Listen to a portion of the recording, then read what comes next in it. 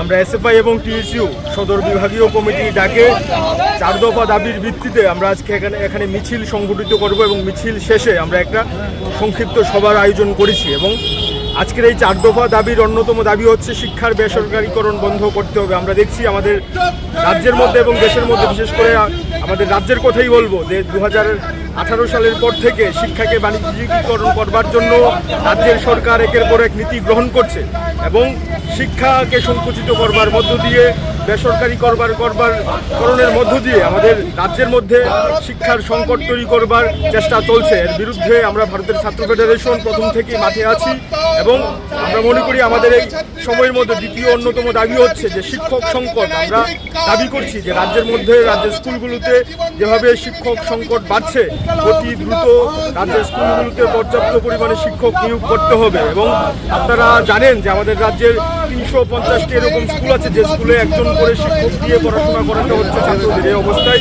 আমরা দাবি করছি স্কুলগুলোতে শিক্ষকদের